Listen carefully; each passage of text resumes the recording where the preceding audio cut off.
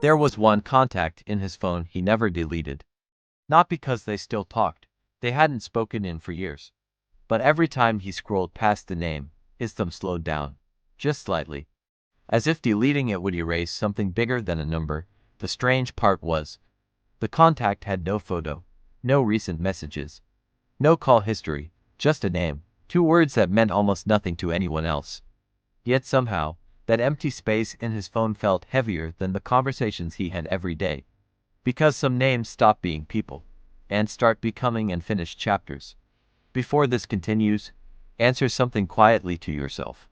Is there a name somewhere in your phone you've kept longer than necessary? Not because you still need it, but because deleting it would feel like admitting something ended.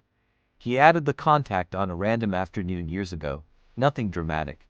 Just two people exchanging numbers during a conversation that lasted longer than expected. At the time, it felt ordinary. The way many beginnings do, they talked often at first. Late-night conversations that stretched past midnight. Small updates during the day. Messages about nothing important. Memes. Jokes. Fragments of life shared in short sentences. And slowly, something familiar began forming. Not a relationship yet, but a rhythm. A quiet sense that someone out there had become part of your daily atmosphere. The kind of presence that doesn't announce itself, but becomes noticeable the moment it disappears. Then life shifted, not through a single argument. Not through a dramatic ending. Just distance. Replies became slower, conversations shorter. Eventually, silence. No final message, no clear explanation. Just the strange fading that sometimes happens when two lives slowly drift into different directions. At first he assumed it was temporary. People get busy. Weeks pass. Things resume. But weeks turned into months. Months turned into years. And the chat thread remained frozen exactly where it had stopped. No closure. No goodbye. Just a quiet digital record of where the conversation ended. And that's when he noticed something strange about himself. He never deleted the contact. Not when he changed phones. Not when he cleared old messages.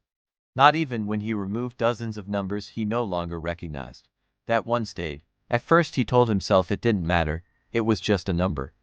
But over time he realized the contact had quietly become something else. A small museum. A place where a version of his life was preserved exactly as it had once felt. Because unfinished stories create a strange illusion.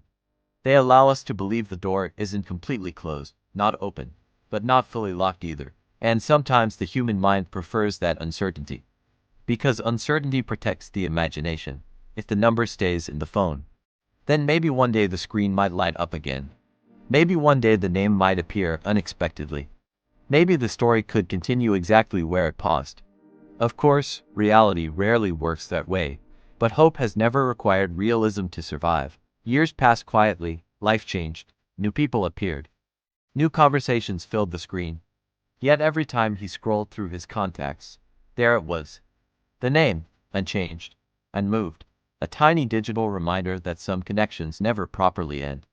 They just fade into background space. Eventually he understood something subtle about unfinished endings. The contact wasn't really about the other person anymore. It was about the unanswered question. Because the human mind struggles more with uncertainty than with loss. Loss has shape. Loss has an ending. But uncertainty keeps rewriting the past. It makes us replay moments, rethink conversations, search for clues that might explain something that was never explained.